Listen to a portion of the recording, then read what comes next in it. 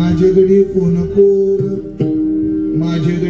कोण एवढा भिन्न यातून आपापनामध्ये मिळो एक खेळो एकाशी घाबरियाच्या मोडा काड्या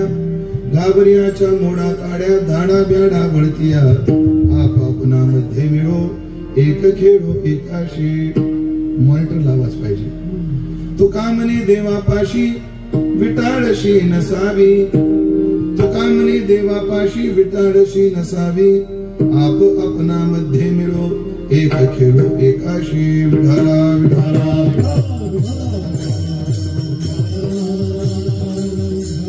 माझ्याकडे कोण निवडा भिन्न यातून आप आपणामध्ये मिळो एक खेळो एकाशी सेवेकरता निवडलेला अभंग संत श्रेष्ठ जगद्गुरु श्री तुकाराम महाराज यांचा चार चरणाचा काला या प्रकरणातील अत्यंत गोड सुंदर प्रसिद्ध असा हा अभंग असून या अभंगातून जगद्गुरु श्री तुकोबार आहे काला देण्याचा अधिकारी कोण काला घेण्याचा अधिकारी कोण याच्या निवाड्याची आज्ञा देवाच्या मुखातून देत आहे विढाला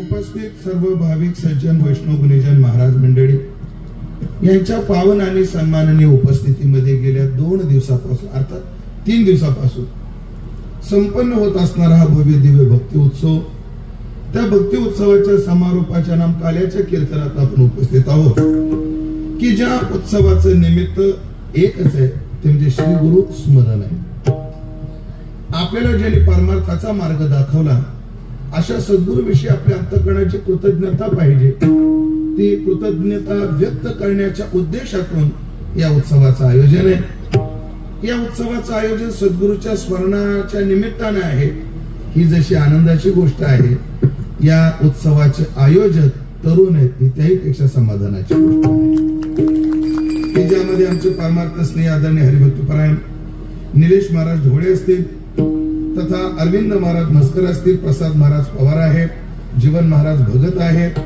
आदरणीय अल्पेश महाराज पाटील आहेत शंतनू महाराज कडव आहेत गुरुदत्त महाराज गायकर आहेत आदरणीय आमच्या ढोळे महाराजाच्या नेतृत्वातील सर्व मंडळी या कार्यामध्ये उतरली आणि एवढं मोठं कार्य या 7 तरुणांनी तसं वय कमी आहे पण मला वाटतं या महाराष्ट्र भूमीला सवयच आहे वेडात मराठे वीर दौडले 7 प्रतापराव गुजर राष्ट्राच्या वेडामध्ये 7 जण उतरले तसं सद्गुरूच्या सेवेत उतरलेले 7 वेडेच आहेत ध्यानात ठेवा आणि एक आहे मी मुद्दाम या अभंगाची निवड केलेली आहे त्या संबंधाने मी समारोपात बोलणारच आहे आपापनामध्ये मिळून यात बोलणारच आहे पण सुरुवातीला एवढंच सांगतो की हे सर्व कार्य एवढ्या चांगल्या पद्धतीने होण्याचं कारण काय पुढचं वाक्य लक्ष देऊन ऐका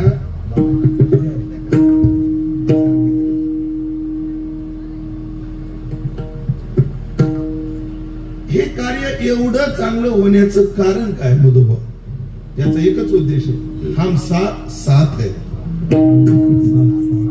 हम साथ है म्हणून एवढं गोड कार्य घडलं आणि एवढं गोड कार्य घडत असताना समारोपाला या मंडळाला या न्यासाला माझी आठवण झाली त्याबद्दल मी त्यांचे आभार मानतो आणि ज्या सद्गुरूच्या स्मरणार्थ हा उत्सव आहे ती सद्गुरू परंपरा वैकुंठवासी स्वानंद सुखनिवासी गुरुनाम गुरु सद्गुरू जोग महाराज असतील सद्गुरू भागोजी महाराज असतील सद्गुरू अमन बाबा महाराज सद्गुरू कांबेकर महाराज सद्गुरू अप्पा मौली महाराज सद्गुरू सावळाराम महाराज सद्गुरू गोमाजी महाराज आदी करून जे सत्पुरुष आहे या सत्पुरुषांच्या चरणी विनम्र भाव व्यक्त करतो माझी अंतःकरणातली भावना यांच्या चरणी समर्पित करून माझ्या चिंतन सेवेमध्ये प्रवृत्त होतो ही चिंतन सेवा पूर्णत्वाकडे जात असताना भागातील परिसरातील महाराष्ट्रातील आणि वारकरी संप्रदाय गाजवणारी भजन वैभव या सर्व गुणीजन मंडळीच्या रूपाने आहे परिसरातील सर्व हरिभक्तपरायण महाराज मंडळी आहेत सर्वांचा नाम उल्लेख करणे वेळेच्या मर्यादेत शक्य नाही पण तुकोबाराच्या अर्ध्या चरणामध्ये सकळा चरणी जीव माझा हा भाव व्यक्त करून अभंगाच्या दृष्टीने चिंतनाचा प्रवास चालू करतो कारण 1 तास उरला खटवांग रायाशी 1 तास त्याच्यातही आपल्याला 10 मिनिटं लोक उरकायचंय अगदी 1.5 तासामध्ये ही चिंतन सेवा पूर्णत्वाकडे न्यायची कारण काय, मी संस्थेमध्ये परीक्षा दिलेला माणूस आहे आणि संस्थेमध्ये 40 मिनिटात सगळं करावं लागतं. आज तीच परीक्षा पुन्हा या ठिकाणी आहे आणि ती मी पास होईल असा माझा आत्मविश्वास आहे. असं कार्याचं कीर्तन आहे. मी सुरुवातीला बोललो की तरुण मुलं या कार्यात आहेत, हे फार समाधानाची गोष्ट आहे. आपल्याकडे वेदांत पाटील, जेव्हा विद्यार्थी गुरुकुलामध्ये जातो आणि जेव्हा गुरुकुल सोडून जेव्हा घरी निघतो तेव्हा 24 आज्ञा तू घरी जाऊन कसा वागला पाहिजे. कारण आमची संस्कृती फक्त जागवायला सांगत नाही, शिकवायला सांगते. आणि आमची संस्कृती नुसती जागवायला शिकवायला नाही सांगत, सांभाळायला सांगते. ही तीनच कार्य संतांची नाही. मज निरंतर जागविते, तैसे मज येते सांभाळ येते आणि करुणी सायास शिकविते. जागवायचं, शिकवायचं आणि पुन्हा त्यांना सांभाळायचं. पण सध्या आमच्या महाराज लोकांना एक घाण सवय लागली, फक्त माझे माळकरी वाढले पाहिजे. त्यांना शिकवायचं कोणी पुढं? माळ घातल्यानंतर कशा वाऱ्या करायच्या असतात, कसं भजन करायचं असतं. शिष्याची यादी वाढण्यापेक्षा निष्ठावानाची यादी बारकी झाली तरी चालेल. बरोबर, ध्यानात ठेवा. हो, शिकवले पाहिजे. घडून काय केले पाहिजे?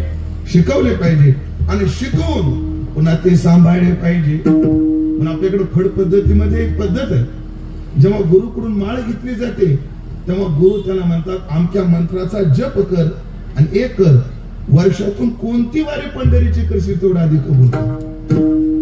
याचा उद्देश काय बाबा? तो वर्षातून एकदा तरी गुरुला भेटला पाहिजे आणि गुरुनं त्याच्या जीवनात डोकावून पाहिलं पाहिजे मी सांगितलेली साधना हा करतोय की नाही, लक्ष दिलं पाहिजे. म्हणून जागवणं, शिकवणं आणि सांभाळणं तीन गोष्टी करतात. म्हणून जेव्हा गुरुजीने शिकवलं आणि घरी विद्यार्थी निघाला, 24 आज्ञा केल्या गुरुनं त्याला. प्रसिद्ध आहेत त्या वेदातल्या आज्ञा. मला त्यातल्या निम्म्या काही आज्ञा तुम्हाला ऐकून ऐकून पाठ आहे.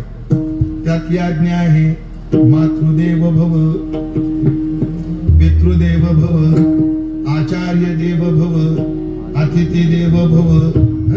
पुढे आहे कलंजम मा भक्ष, स्वाध्याय मा प्रमद, आचार्यस्य प्रियम धनम आवृत्य, प्रजातंतु मा व्यवच्छेदसी. अशा त्या 24 आज्ञा आहेत. आणि ही तरुण मुलं त्यामध्ये आचार्य देव भव या आज्ञेचं परिपालन म्हणजे हा उत्सव आहे, ध्यानात ठेवा. आचार्य देव भव याचा अर्थ काय? गुरुला देव मानणारा हो. मातृदेव भव याचा अर्थ काय आहे? भवती धातूचा आज्ञार्थ रूप कृष्ण महाराज. हो, आज्ञार्थ रूप आहे. काय? आचार्य देव भव, गुरुला देव मानणारा हो, आईला देव मानणारा हो, बापाला देव मानणारा हो आणि अतिथीला देव मानणारा हो. आणि ही मुलं मानतायत, आनंदाची गोष्ट आहे. सद्गुरूचं स्मरण जीवनामध्ये काय करतं ऐकलं का? आधी एक श्लोक सांगतो की सद्गुरूचं स्मरण काय करतं. रोज आसनावर बसावं आणि सद्गुरूच्या आकृतीचं स्मरण करावं. कसं करावं? पायापासून तर डोक्यापर्यंत गुरुचं स्मरण करावं. आपाद मौली पर्यंतम सद्गुरुम आकृतीम स्मरेत, शास्त्र म्हणतं. आपाद मौली पर्यंत याचा अर्थ पायापासून डोक्यापर्यंत. याचा अर्थ काय? त्यांचे पाय कसे आहेत, त्यांच्या पायाला किती बोट आहेत, ते पायात कोणती चप्पल घालतात, त्यांच्या मांड्या कशा, ते धोतर कसं नेसतात, कंबर कशी बांधतात, शर्ट कसा घालतात, हातामध्ये त्यांच्या किती अंगठे आहेत, गळ्यामध्ये किती लॅकेट आहेत, डोक्यावर नेमकं ते काय बांधतात. हे जरी लाक्षणिक रूपानं जरी आपलं शब्दशः रूपानं असलं, माझा एक विचार आहे का की आपाद मौली पर्यंत सद्गुरु आकृती स्मरत म्हणजे काय? डोक्यापासून पायापर्यंत गुरुची आठवण करा. याचा अर्थ काय? गुरु कोण्या विचाराचे आहेत आणि गुरु कोण्या आचाराचे आहेत हे डोळ्यासमोर ठेवा. आपाद मौली डोक्यापासून पायापर्यंत गुरु डोळ्यासमोर ठेवायचे. याचा अर्थ काय? माझ्या गुरुचे विचार काय आहेत आणि माझ्या गुरुचा आचार काय आहे. हो, एक सांगू का? आपले वारकरी संप्रदाय डोक्यापेक्षा पायाला जास्त महत्व दिलं, प्रमाण देतो. लोक घेईन मी जन्म याच्यासाठी देवा, तुझी तोंड सेवा, संत संगती देई तोंड सेवा, काय चरण सेवा. आता कोठे धावे मन तुझे तोंड देखील चरण. वारकरी संप्रदाय तोंडापेक्षा चरण. याचा अर्थ काय? बोलण्यापेक्षा आचरणाला किंमत देणारा संप्रदाय त्यांना. सद्गुरूचं डोकं ते पाय डोळ्यासमोर आणावे आणि सद्गुरू डोळ्यासमोर ठेवून जीवनाचा मार्गक्रमण करावा. हे सद्गुरू. परिणाम काय? आपाद मौली पर्यंतम सद्गुरुम आकृतीम स्मरेल. जर सद्गुरूचं स्मरण केलं तर तेन विघ्ना प्रणश्यंती. सांगितलं आपल्या जीवनातली सगळी विघ्न सद्गुरू काय करतात? संपवून टाकतात. आणि पुढे म्हटलंय सिद्ध्यंतीच मनोरथाः. आणि आपल्या जेवढ्या इच्छा आहेत तेवढ्या इच्छा सद्गुरू काय करतात? पूर्ण करतात. बघा सर्व विघ्ना प्रणश्यंती. आपल्या जीवनात येणारी संकट ते काय करतात? निवारण करतात. आपल्या जीवनात सगळ्यात मोठं संकट कोणतं आहे? तर जन्म मरण संसार. जाऊ द्या एका शब्दात, संसार हेच जीवाच्या पुढचं काय आहे? सगळ्यात मोठं संकट आहे. नाथाचे प्रमाणे सद्गुरूच्या संबंधानं धाव धाव श्री गुरु राया काढी देवोनी हात. शब्द ऐका. बुडत से भव नदी माझी याचा न कळे अंत. शिनमज बहु झाला श्रमलो पाहता पाहत. पुढे काय म्हटले? यातून काढी वेगी तुम्हा श्री गुरु समर्थ. म्हणजे या संकटातून कोण काढू शकतं? सद्गुरु. सगळ्यांना पाठ असणारी मूवी सांगतो. मज हृदय सद्गुरु जेने तारिलो हा संसार गुरु. किंवा दुसरी उभी आहे संसार ऐसा दारणू दारणू जो भेटलाची हरिशिणू तो ज्ञान दाने सकरणू भजे जे गुरु. ज्ञानोबराची भाषा आहे का? म्हणजे सद्गुरूचं स्मरण डोळ्यामध्ये ठेवलं पाहिजे. त्यानं सगळे विघ्न संपून जातात.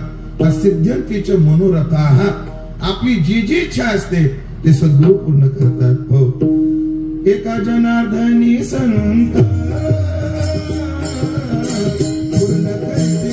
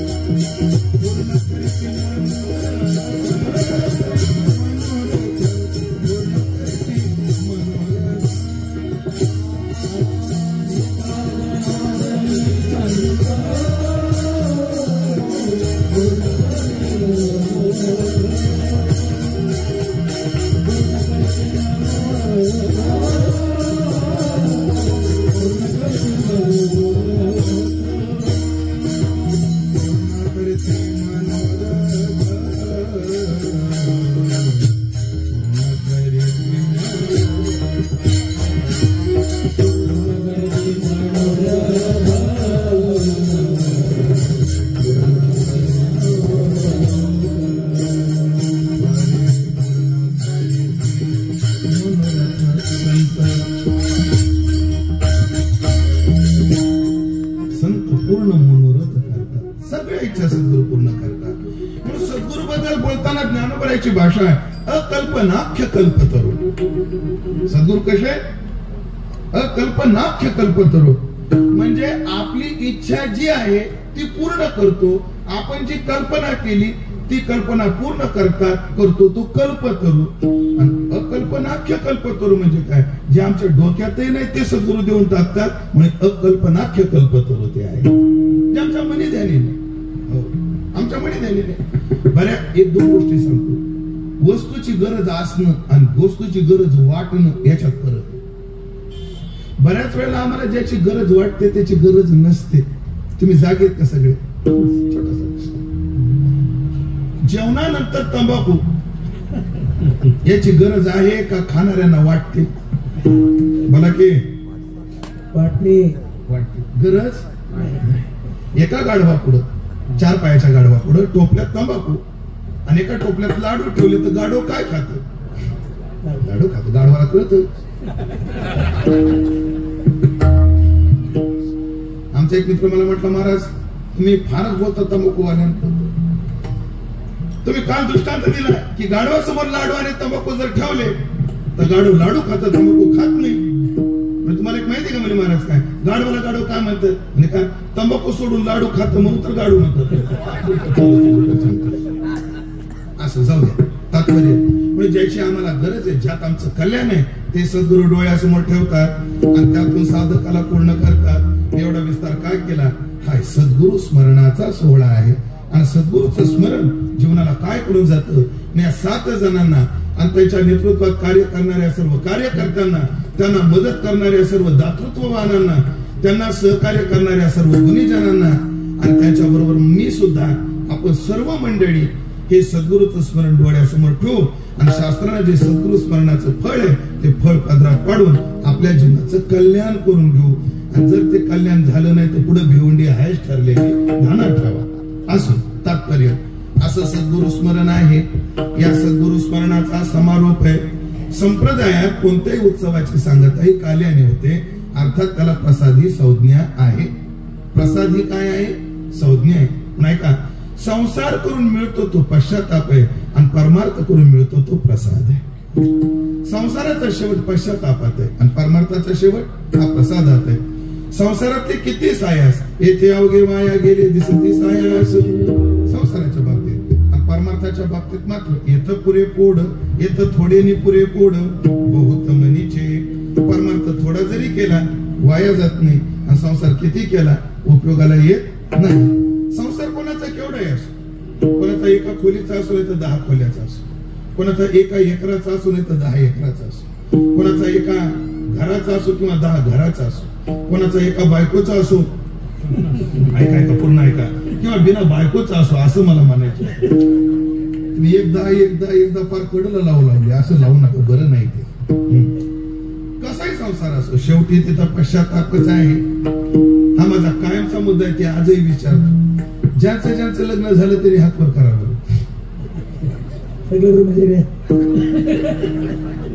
बापरे, रामकृष्ण भाऊ, एवढे ब्रह्मचारी तुमच्या भागात? एवढे ब्रह्मचारी आनंदित नाही सध्या. तुमचं नाव काय? तुमचं? अरे बापरे,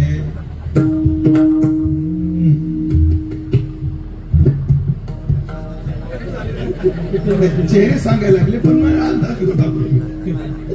तेवढा. विराज यांचे लग्न झाले की हातवर केला काही? काय केलंय सांगू? हे लग्नाला एवढे वैतागले, हातवर करायची वासनाच राहिली. एकाने मला विचारलं, हो कृष्णाबाई, एकाने मला विचारलं की आमच्या बाईचं लग्न झालंय कळतं गळ्यात मंगळसूत्र याच्यावरून, पण आमच्या माणसाचं लग्न झालंय कसं ओळखायचं? रे बाई, चेहरा पडलेला दिसला की समजायचं ओळखायचं. माझा चेहरा कसा दिसतोय ओळखून घ्या. कुठली चेहरा व्यवस्थित आहे ना, ओळखून घ्या काय नेमकं सूत्र ते. असं तात्पर्य ऐका मंडळी, परमार्थाचा शेवट प्रसादात आहे. आणि मग ऐका, हा प्रसाद फार महत्वाचा आहे, कारण तो काला आहे. कारण तो काला, तो का म्हणे काला? वैकुंठी दुर्लभ. त्या काल्याचं एक रूप आहे. कोणतं? हरिनामाचा खिचडी काला, हरिनामाचा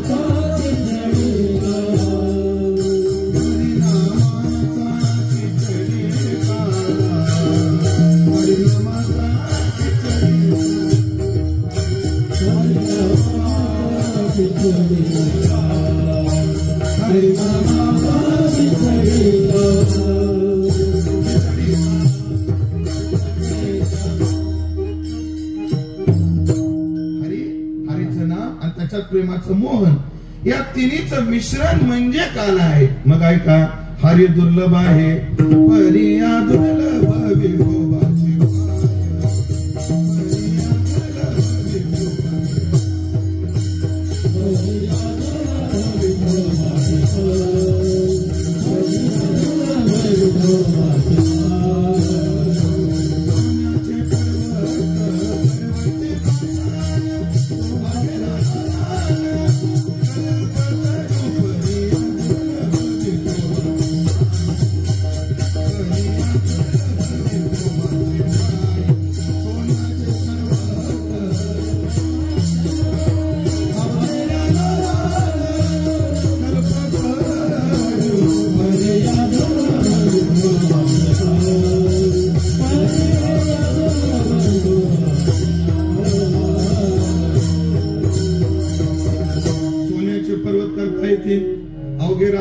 कल्पतरू लावता येतील, पण देवाचे पाय दुर्लभ आहे. हरी दुर्लभ आहे, हरीचं नाव दुर्लभ आहे. जय वाचिपुडा भोजे नाम नाचत से माझे, जे जन्मसहस्र ओळगी जे एक वेळ मुखाशी आवयाला. देवाचं नाव फार दुर्लभ आहे. सहजासहजी तोंडाला येत नाही. हो, अहो ऐकून सुद्धा येत नाही, प्रसंगाला सुद्धा येत नाही. पुण्यच लागतं त्याला. पुण्य पाहिजे बहुत जन्मांतरीचे संचित, तरीच होया हरिभक्त कृपावंत मानसी.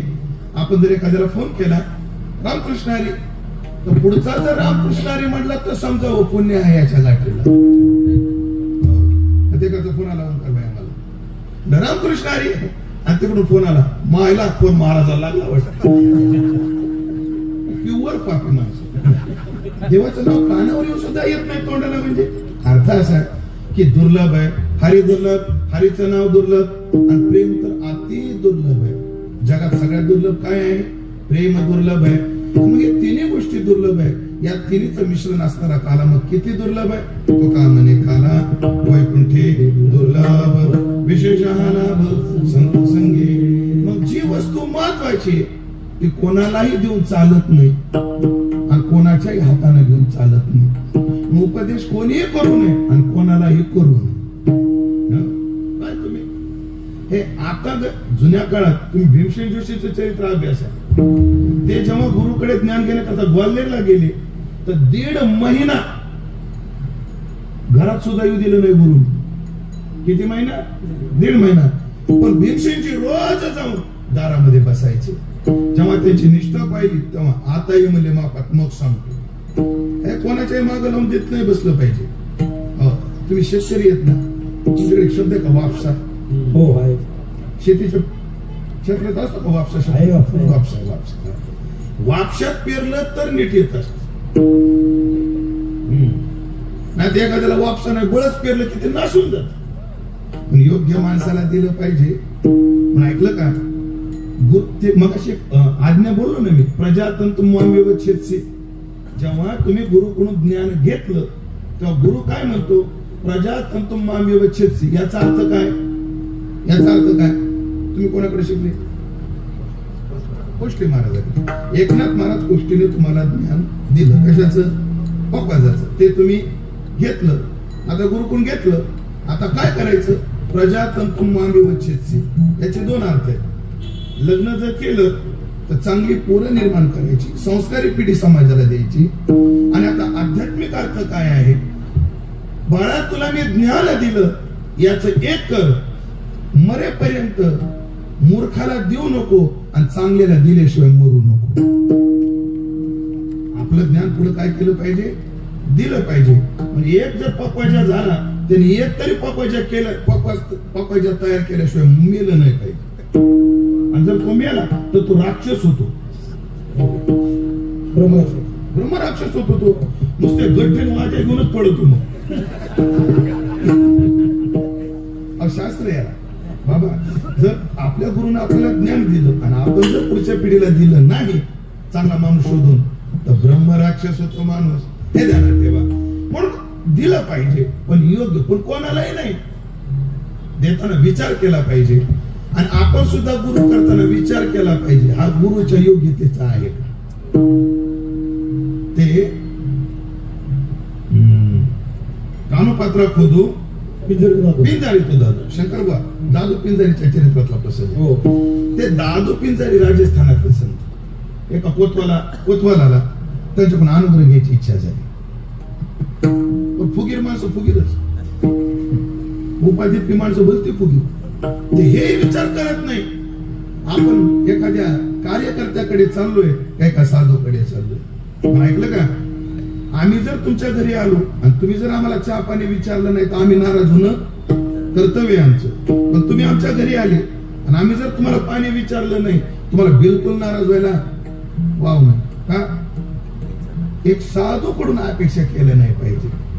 आणि जाऊ द्या, मी साधू जर नसलो, मला बायकोच नाही तो कोण देईल तुम्हाला? आता घर बांधलंय छोटस, वास्तुशांतीला येणार आहेत आपण सर्व मंडळी. तर ते घर बांधलं. मग लोक बोलले महाराज बरं झालं आता आल्यानंतर विश्रांतीची व्यवस्था झाली. तुम्ही यायचं, खोली स्वच्छ करायची, स्वयंपाक करायचा, तुम्ही जेवायचं आणि जायचं. वाटलं भांडे धुईल मी, बाकी नाही. असं तात्पर्य सांगायचं. तात्पर्य असं आहे. ते दादू पिंजारी निघाले. जयेश महाराज विठाला विठाला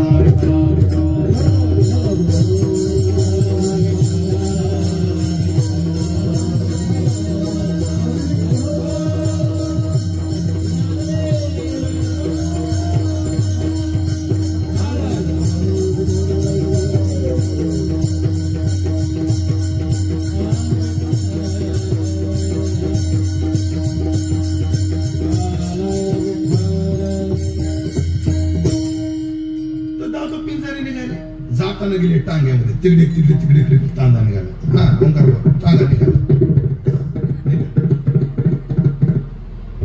निघू चालू द्या. टांगा पण नका पडू, आपल्याला गुरुच्या घरापर्यंत जायचे. टांगा निघाला. आश्रम जवळ आल्यावर त्याची स्पीड कमी झाली.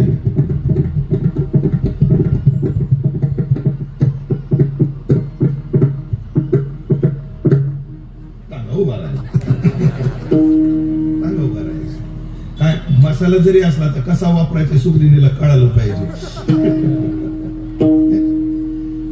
ऐकले का? टांगा उभा राहिला आणि ते दादू तो कोतवाल उतरला खाली. अनुग्रह गेला. तर दादू पिंजारे अंगण झाडत होते. तरी दादू पिंजारेलाच विचारलं, हे दादू पिंजारे कुठे राहतात? साधू कधीच नामरूपाचा अहंकार घेऊन जगत नसतो. पेपरला 100 मुंडकी आली तर 17 जणांना सांगतो हे 18वा माझा चेहरा आहे. तुम्ही नामरूपाला काय अडकले? साधू नाही अडकलेला. त्याने तिथे राहतात. त्याने विचारलं का तुम्ही इतका? म्हणून नाही, तिथे राहतात. झोपडी पाहिली कोणी? त्या कोतवालाने. आणि चिडला तो कोतवाल. बाई माग सारली आणि खाण करीत मुस्कड. कोणाच्या? दादू पिंजाऱ्याचा.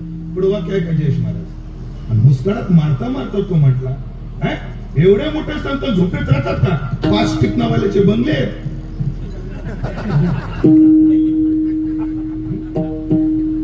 तांत्रिक स्वभारत. पुढे विचारले दादू पिंजारी कुठे राहतात? त्यांनी अंगुली निर्देश त्या झोपडीकडेच केला. 5-6 जणांनी केल्यानंतर थोडा सरपला आणि त्यांनी विचारलं का दादू पिंजारी कुठे? ते काय झाडू घेऊन उभे? अरे बापरे, ज्यांच्याकडून अनुग्रह घ्यायला आलो त्यांच्याच मुस्काडात मी मार, त्यांनाच अनुग्रह दिला. आलाने दर्शन घेतलं. महाराज माफ करा, चुकलं माझं, चुकलं. दादू पिंजारी म्हणले बिलकुल चुकलेलं नाही, तू केलं ते योग्यच केलं. महाराज मी तुमच्याकडून अनुग्रह घ्यायला आलो, तुम्हाला मुस्काडात मारली. योग्य केलं. का बरं असं म्हणता महाराज तुम्ही? बाबा संक्रांतीला जे गाडगं लागतं त्याचं 1.5 तास काम असतं, तरी बाई 3दा वाजून घेते. तुला अख्खं जीवन माझ्या चरणावर व्हायचंय, मग गुरु वाजून घ्यायला नको का? तो गुरु असाच वाजून घेतला पाहिजे. असा जरी अर्थ नसला तर समजावून घेतला पाहिजे. विषय चाललाय की सद्गुरु प्रसाद, देव प्रसाद कोणीही देऊन चालत नाही, कोणालाही देऊन चालत नाही. देणाराही योग्य पाहिजे आणि घेणाराही योग्य पाहिजे. तसं त्या काल्याच्या प्रसंगात सगळे गोपाळ आले. सगळे गोपाळ आल्यानंतर देवानं पाहिलं, अरे आले सगळे, पण सगळे काही काल्याचे अधिकारी नाहीत. मुळात याच म्हणणं की आलं तरी यारे लागे, अवघे माझ्या मागे मागे. आणि मग याच्यातले निवडले पाहिजे असं त्यांना वाटलं. आणि तरी तुकोबाला आज्ञा दिली, तुकोबा हे करा. काय करा? माझे गडे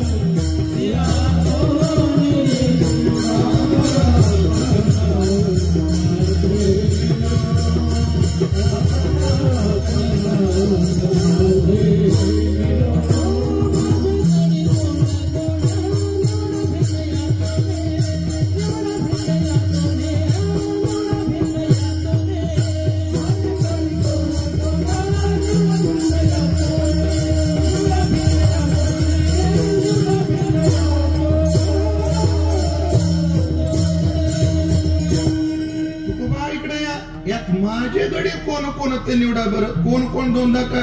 काला देणारे कोण आणि काला घेणारे कोण? निवडा बरं, माझी निवडा. देव म्हटले, तुकोबा म्हणले, देवा तुझे कोण नाही? तूच म्हणतो ना ममय वंशो जीवलोके. अरे सगळेच तुझे, मग तुझे निवडायचे म्हणजे काय करायचे? तर उत्तर आहे काय, आपले जरी असले, जर आपलं ऐकत नसले तर आपल्याला आपले वाटत नाही. आपले कोण? जे आपल्याला आपलं ऐकतात ते. मग दुसरा एक विचार आहे ज्ञानोबारायने, आपले कोणाची व्याख्या लई गोड केली. आपलं कोणाला म्हणायचं? आपले जे साचे. ज्ञानोबाराय म्हणतात आपले जे साचे. अरे आपलं जे आहे ते कशाला म्हणायचं? ते कल्पांतेही न वचे, जे आपल्याला सोडून कधीच जात नाही तेच आपलं. Out of coverage. आणि अचानक टीव्हीवर बातमी, काय डोंगा काय झाडे. उत्तर काय? हे आपले नाही. आपले कोण? जे आपल्याला सोडून जात नाही ते.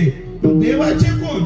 जे देवाजवळ राहिल्यानंतर विषयाकडे जात नाहीत, जीवाकडे जात नाहीत, ज्यांची वृत्ती बहिर्मुख होत नाही ते आपले. त्याचं कारण आहे, परमार्थातला अधिकारी बहिर्मुख नाहीये, परमार्थातल्या फळाचा अधिकारी अंतर्मुख आहे. ओवी दोन ओव्या देतो याच्या करता. आत्मप्रभा नीचे नवी, एका ज्ञानोबारायची भाषा. तेचे करून ठाण देवी. पुढे शब्द काय? इंद्रियाते चोरोनी जेवी तयाशीच भावे. किंवा बघ वेदमा श्रुतिमाता म्हणते, कष्टे धीरा प्रत्येगात्मानमैक्ष आवृत्त चक्षुरमृतत्वमिच्छं. ऊर्ध्वमुखी आळविला सोहम शब्दाचा नाद, आरोप जागविला दाता घेऊन या छंद, घेऊन आला दान, निज तत्व निज बोध स्वरूपी मिळविले नाम ठेविला वेद. इंद्रियात चोरून. आता एक उभी सांगतो, अध्यात्म शास्त्री ये अंतरंगची अधिकारी आहे. ज्याची वृत्ती विषयाकडे बहिर्मुख होत नाही, जे अंतर्मुख आहे ते माझे. असे निवडा. पण कोण निवडा? गडी निवडा. या बाया कुठं सोडा? बर देवा तुम्हीच म्हणता, स्त्रिया वैश्यास तथा शूद्रास तेपी अंतिम पराम गती. सकळाशी येते आहे अधिकार. कोणाकोणाशी?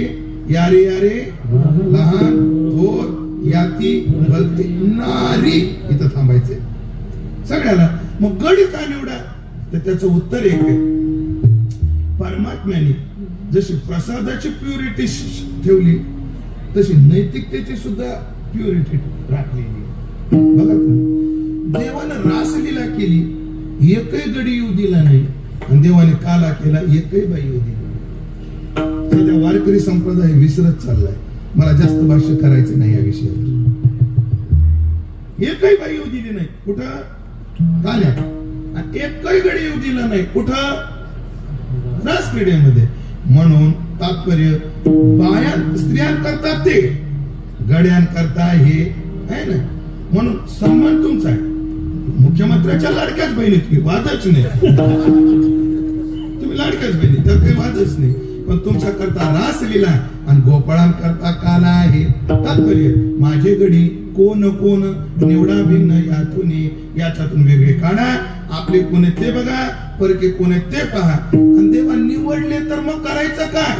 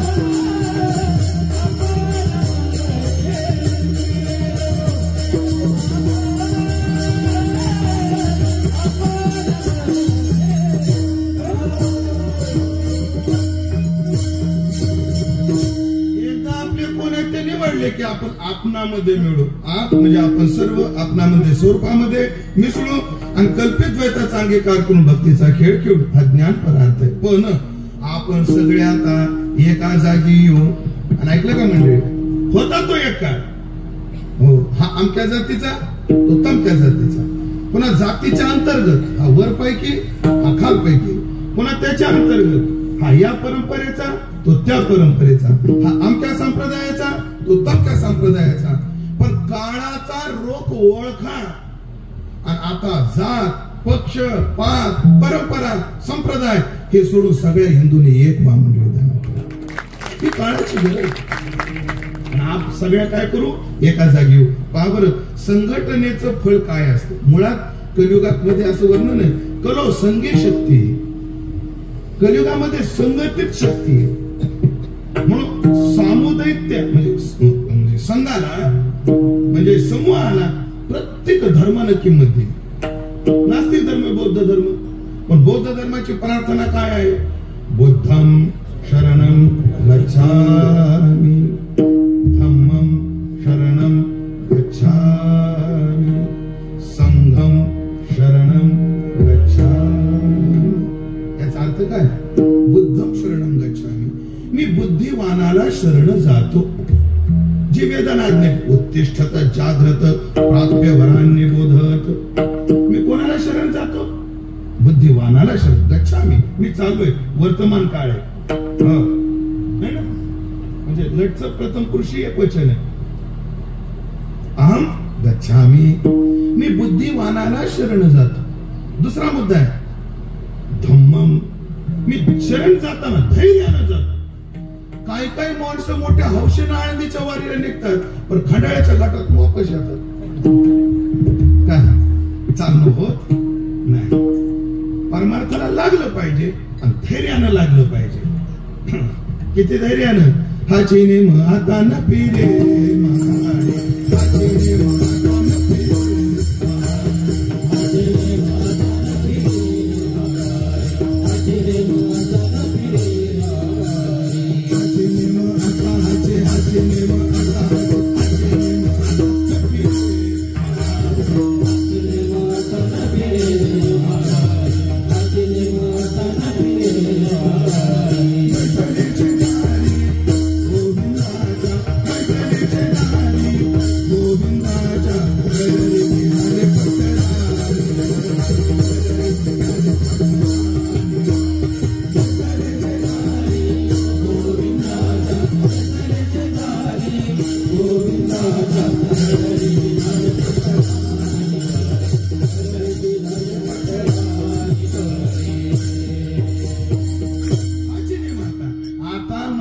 फिरणार नाही.